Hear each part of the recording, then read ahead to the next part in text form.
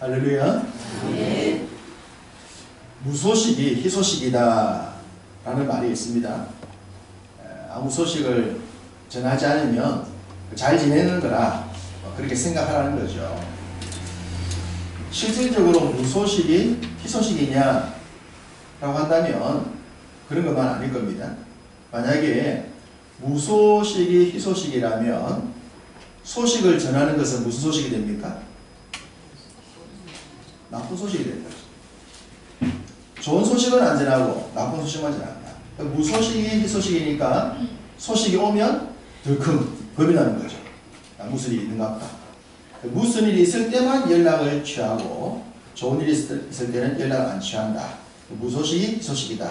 아닌 거죠. 건전한 관계, 건강한 관계는 모든 소식을 주고받을 수 있어야 합니다. 좋지 못한 소식, 나쁜 소식도 주고받을 수 있어야 하죠.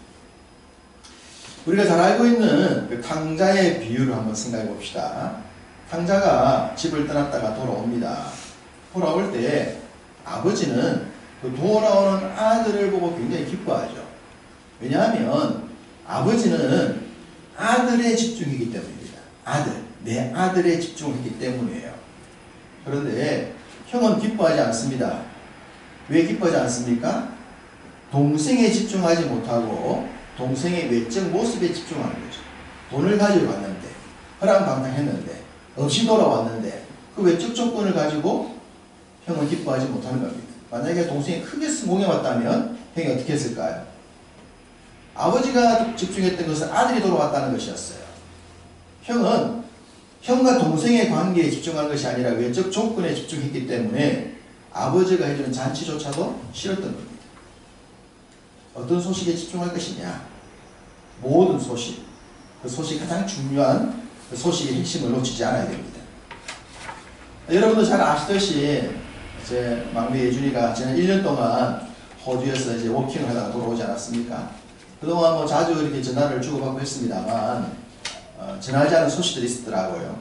지난주일날 청년들과 교제를 하면서 했던 얘기를 듣고 저희들도 그제서야 죄송합니다. 그제서야 알았습니다. 처음 호주에 갔는데 이제 배달 알바를 했대요. 배달 알바를 했는데 여러 가지 익숙하지 않으니까 배달을 잘못 배달했고 겨우 그 집을 찾아가서 배달을 전달했는데 그 배달 받은 사람이 짜증이 났겠죠. 늦게 왔고 뭐 이런저런 해서. 그런데 대화를 해보니까 말이 안 통하는 거죠. 말이 안 통하고 막 하니까 이 배달 받은 사람이 너무 화가 나서 가자마자 구독에 적지 않습니까? 배달 받고 나면 좋아요, 싫어요를 표시해버린 거예요. 그 싫어요가 반복되면 배달 알바도 못하거든요. 그러니까 사장님이 도대체 어떻게 됐는가 싶어서 사장님까지 전화가 올 정도로 그런 대화도 되지 않는 일을 당했답니다. 또 전화 개설과 관련하여 상담원과 통화를 주고받았는데 또 말이 안 통하니까 상담원이 설명을 10분 동안 하다가 안 되니까 일방적으로 전화를 끊어버렸다는 겁니다. 말이 안 통하니까 뭐 말이 돼야 뭐 주고받을 텐데 말이 안 되는 어리버리하니까 상담원이 엔간해서는 전화를 안 끊는데 일방적으로 전화를 끊어버렸다. 본인도 얼마나 화나겠습니까? 뿐만 아니라 또 강도도 한번 당했다는 거예요. 원주민 아이들이 복면을 쓰고 몽키 스텐을 들고 잡으러 와서 가지고 있는 걸 빼앗기 위해서 잡으러 왔는데 겨우겨우 숨고 도망갔다 하더라고요.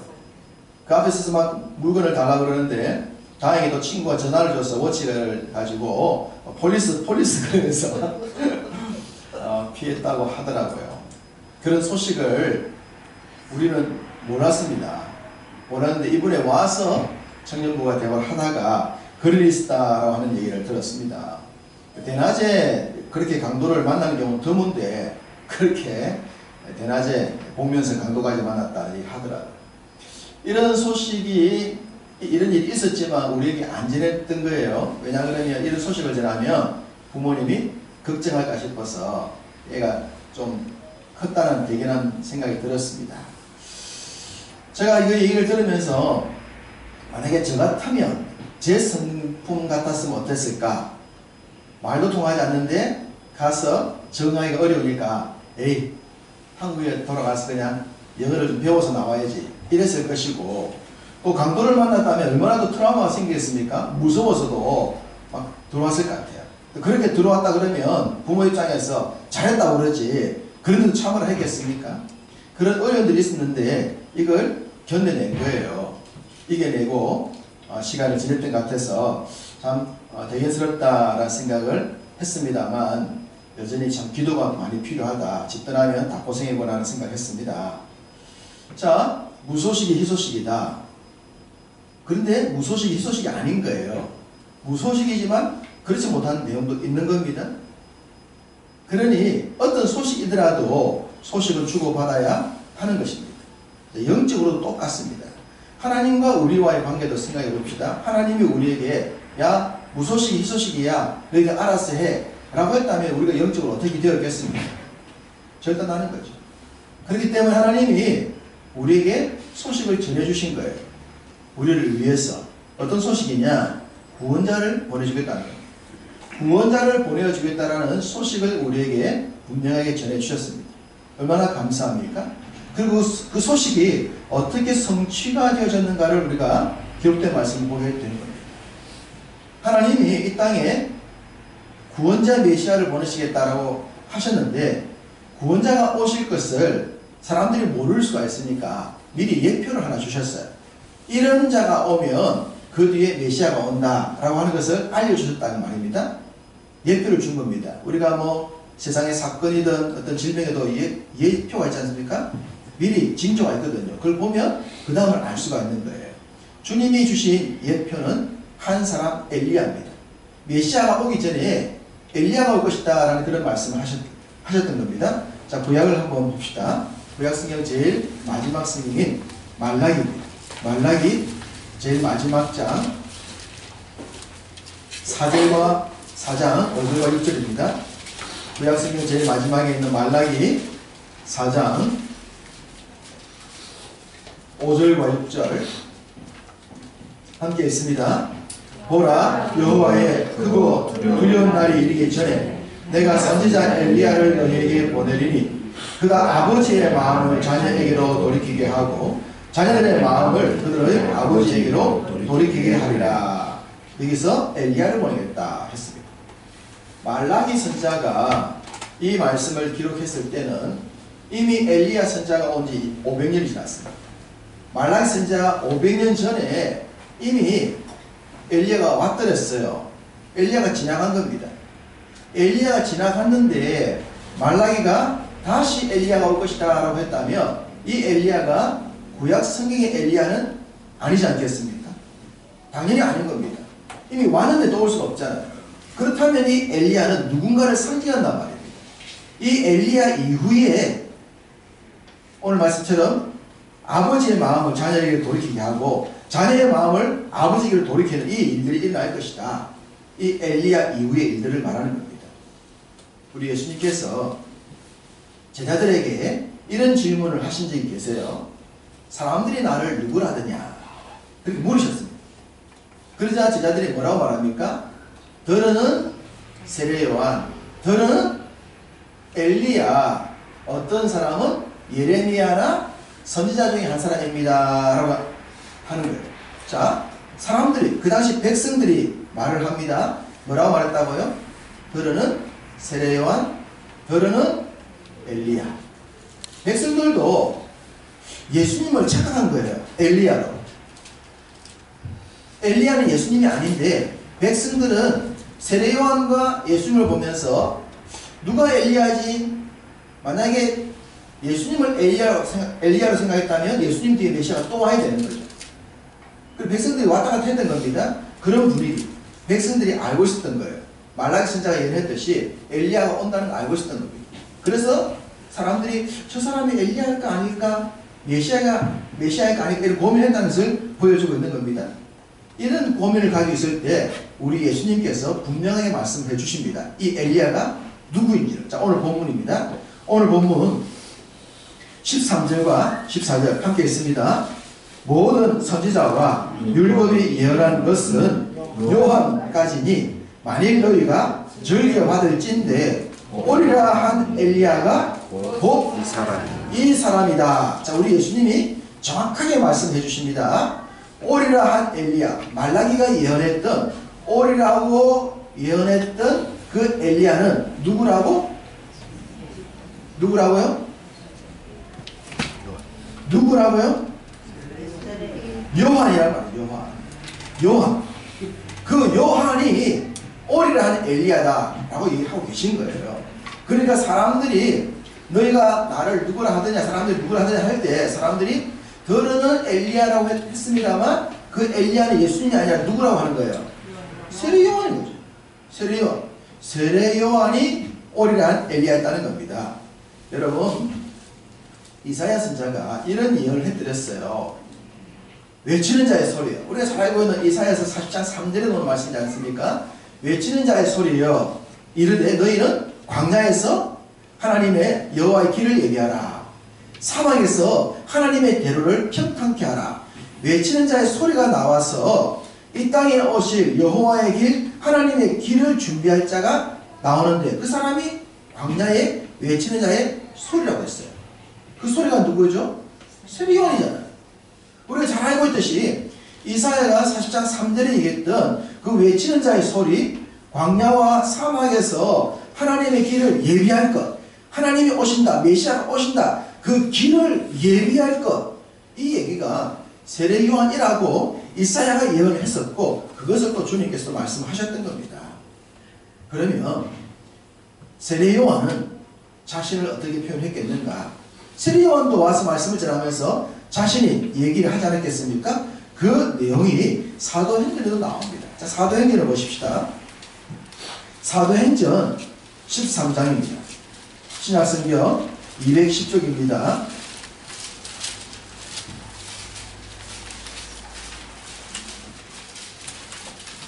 사도행전 13장 25절 함께 읽겠습니다.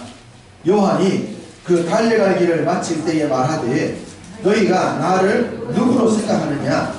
나는 그리스도가 아니라 내 뒤에 오시는 이가 있으니 나는 그 발에 신발끈을 풀기도 감당하지 못하리라 하였으니. 자, 요한이 정확하게 말했어요. 요한은 나는 누구 아니다? 나는 그리스도가 아니다. 나는 메시아가 아니다. 정확히 말했습니다. 나는 메시아가 아니고 누가 메시아다? 내 뒤에 와서 주의 말씀을 전하는 그분이 메시아다 라고 정확히 말했던 겁니다. 자, 하나님께서 메시아가 오실 것이라고 말씀하시면서 예표를 하나 주신 거예요. 무슨 예표? 엘리야, 세례 요한이라는 사람 온다. 그가 와서 정확하게 예언할 것이다. 그러면 그가 예언했던 사람이 메시아인 줄 알아라. 그냥 메시아가 딱 와도 모를 수도 있겠지만 세례 요한이 왔으니 얼마나 알기 좋겠습니까? 세례 요한은 말라기 선자 이후 400년 만에 등장했던 선자이기 때문에 백성들의 관심을 한 번에 받을 수가 있었고 그의 메시지는 보통 메시지가 아니었기 때문에 다 알 수가 있었던 거예요. 그를 통해서 얼마든지 메시아가 누구인지를 알 수 있었단 말입니다. 당시 유대인들이 예수님을 크게 배척을 했죠. 예수님을 배척을 했지만 요한은 배척을 하지 못합니다. 왜? 말씀드렸듯이 400년 만에 등장했고 그 메시지가 너무 강력했고 사람들을 하여 끌어모을 수 있었기 때문에. 그런데도 불구하고 이들이 예수님을 부인하기 위해서 요한도 결국은 부인을 해버립니다. 요한을 부인을 할 수는 없었지만 예수님을 부인하기 위해서 요한을 부인하는 어처구니 없는 일들이 일어나는 거예요. 종교 지도자들이 자꾸만 예수님에게 공격을 합니다. 이런 공격을 했습니다.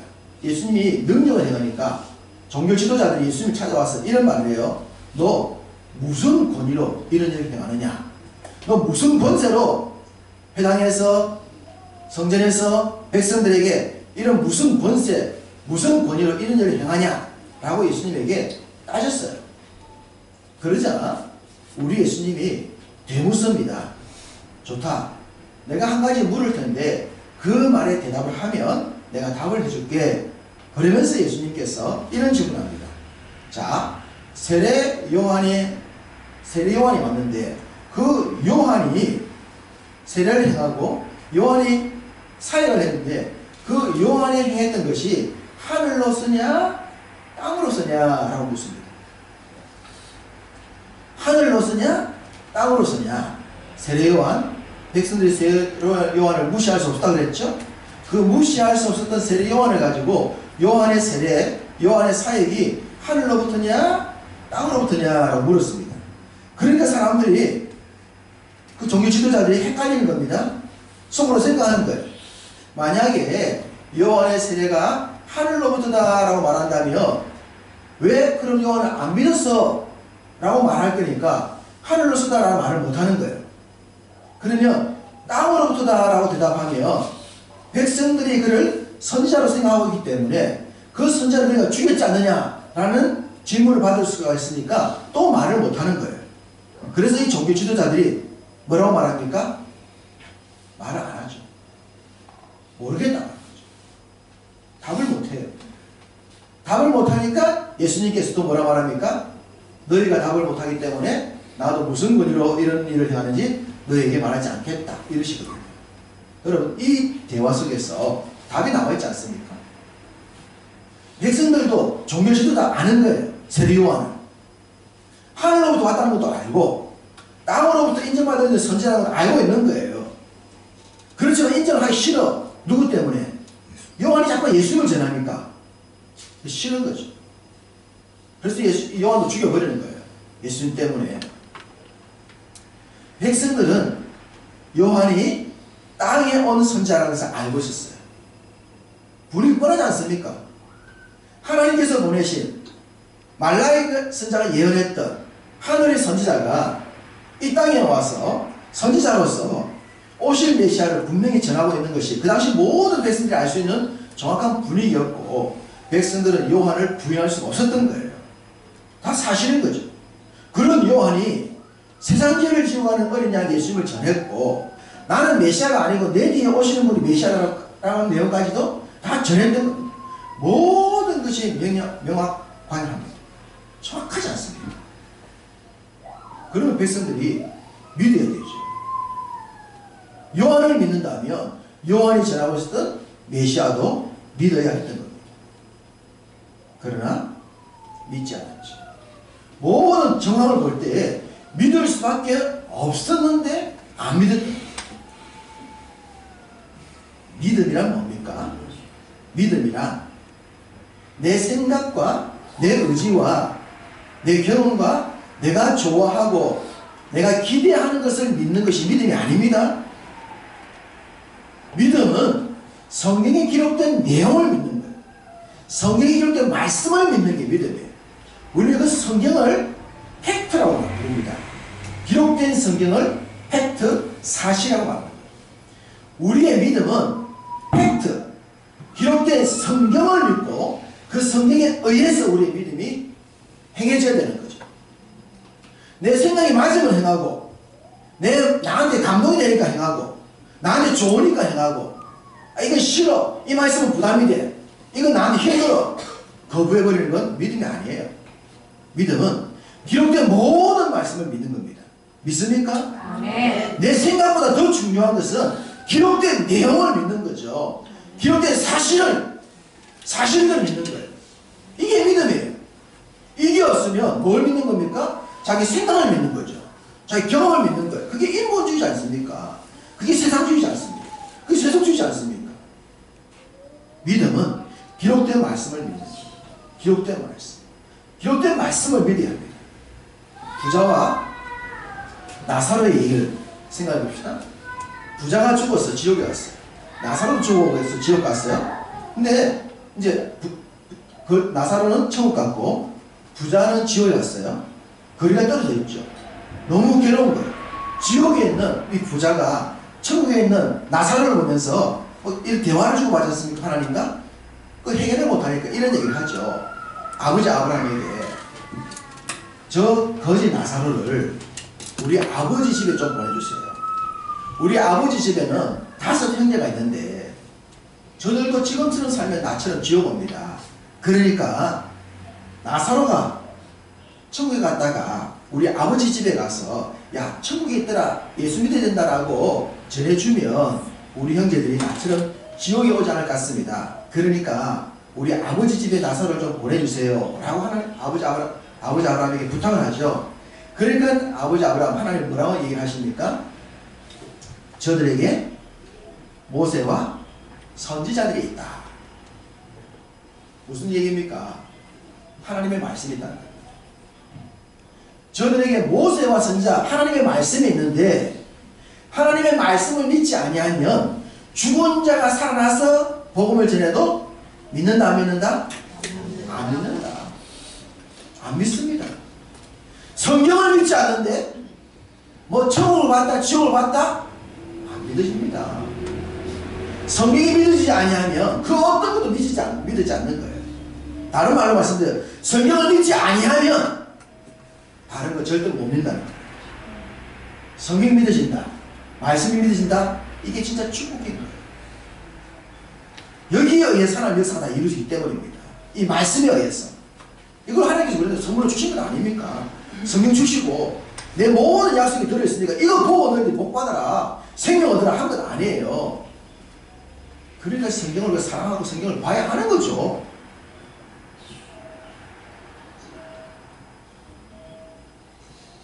정황이 정확합니다. 모든 정황이 다 정확합니다. 요한을 믿지 않을 이유가 없고 요한이 전하면 예수를 믿지 않을 이유가 하나도 없는 거예요. 왜? 요한의 메시지나 예수님이 다 성경에 경에 기록하였으되 다 성경 가지고 있거든요. 그런데 그 당시 종교 지도자들은 이걸 못 믿었어요. 왜? 내 생각이 강했기 때문에. 자신의 기대치가 너무 많았던 거예요. 성경보다는 내가 원하는 것이 이루어져야지 이랬던 겁니다. 그 당시 백성들의 반응을 보십시다. 마태복음 27장 40절을 보겠습니다.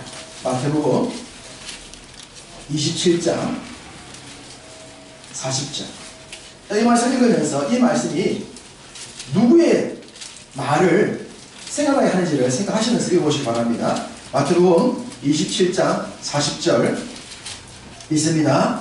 이르되 성전을 헐고 사흘에 짓는 자이로 내가 만일 하나님의 아들이거든 자기를 구원하고 십자가에서 내려오라. 자, 백성들이 하는 얘기입니다. 백성들이 십자가에 달린 예수님 보고 이 얘기 했어요. 자, 근데 뭐라고 말했습니까? 네가 만일 누구거든? 하나님의 아들이거든. 여러분, 네가 만일 하나님의 아들이거든 이 말을 누가 했던 말입니까? 마귀가 했던 말입니다. 예수님이 40일 동안 금식하셨을 때 마귀가 나타나서 세 가지 질문을 하잖아요. 그 세 가지 질문의 핵심이 다 뭡니까? 네가 만약 하나님의 아들이거든 아닙니까? 그러면 지금 백성들이 십자가에 달리신 예수님 보고 네가 만약 하나님의 아들이거든이 말하고 있는데 이 말은 누구의 말이에요? 사탄의 말이죠. 그 당시 백성들이 사탄의 말을 그대로 닮아 배우고 있는 거죠. 이 세상이 하나님을 믿지 않는 이유는 딱 한 가지입니다. 사탄 때문입니다. 사탄의 가르침을 따라서 사탄의 말을 하고 있는 거예요. 네가 만약 하나님 아들이거든. 이거 사탄의 또 말인데 십자가에 달리신 예수님 말하고 그 당시 백성들도 네가 만약 하나님의 아들이거든 이 얘기하고 있습니다. 만약에 하나님께서 주님께서 그 십자가에서 내려왔다면 믿었겠습니까?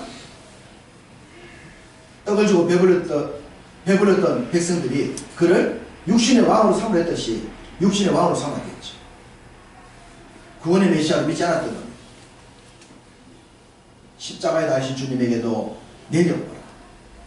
백성들도 종교 지도자들도 모두가 다 엘리야에 대한 분명한 말씀과 엘리야가 전했던 메시지와 엘리야의 말씀을 성취했던 주님의 사역이 있었음에도 불구하고 그 시대 그 백성들은 주님을 믿지 않았습니다. 주님을 거부했습니다. 이유가 뭡니까? 자신들의 생각 때문이었습니다. 팩트! 기록된 성경 말씀을 외면하고 자신의 생각과 전통과 경험만 주장했던 거예요. 장로들의 유전, 사람들의 가르침, 그것을 성경보다 더 우위에 둠으로 말미암아 그 시대 사람들은 그 분명히 오신 메시아와 십자가신 주님조차도 믿지 않고 거부하고 말았던 겁니다. 그렇다면 지금은 어떻겠습니까? 지금 이 시대는 어떨까요? 이 시대 백성들은 어떻겠습니까? 이 시대 백성들은 똑같습니다. 주님이 다시 오실 것이라고 말씀하고 계시지만 그 말씀을 믿지 않는 겁니다. 그렇기 때문에 대대로 사는 거죠. 자기가 인생의 주인인 것처럼 사는 겁니다. 성탄의 계절이 되어도 성탄절 캐롤 송조차도 부르지 못하게 만들면서 메리 크리스마스 대신에 해피데이라는 단어를 쓰면서 메시아를 철저하게 부인해가고 있는 이 세상의 흐름, 이것이 바로 예수님 오셨을 때 주님을 부인했던 사람의 모습과 똑같다고 하는 것을 우리는 보게 되죠. 그러나 우리에게는 하나님께서 은혜를 주셔서 주님이 메시아인 것을 믿게 하셨고, 이 팩트 성경 말씀이 진리라는 것을 믿게 해주신 은혜 속에 살아가고 있습니다.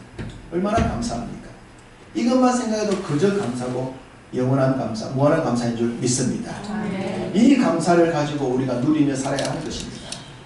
많은 사람들이 믿지 않는 것, 거기에 연연하지 말고 우리에게 이 소식을 전해주셨고 우리에게 주님이 나의 구세주가 되었다는 사실에 감격하면서 기뻐하며 이걸 누리며 전하며 살아야 할 줄로 믿습니다. 그냥 우리가 예수 안에서 즐겁고 기쁘고 만족한 삶을 살면 됩니다. 그러면 사람들이 우리에게 궁금해할 거예요. 참 신기합니다. 당신은 뭐가 그래 당신을 행복하게 만듭니까? 뭐가 그래 당신을 만족하게 만듭니까? 라고 물으면 그 말 하면 되죠. 예수 때문에. 교회 다니니까 그렇지 않습니다. 그게 전부지 않습니까? 이 땅에 오신 예수님, 우리를 찾아오신 예수님, 나의 구주가 되신 예수님, 그 주님 때문에 감사하고 기뻐하고 즐거워하면서 우리 남은 삶들이 매일의 순간이 메리 크리스마스가 되어서 그 삶의 자체가 복음이 되고 그로 말미암아 주의 복음이 이 땅에 전해지는 그런 복된 삶 우리 모두가 살아가시기를 주님의 이름으로 축복합니다. 아멘.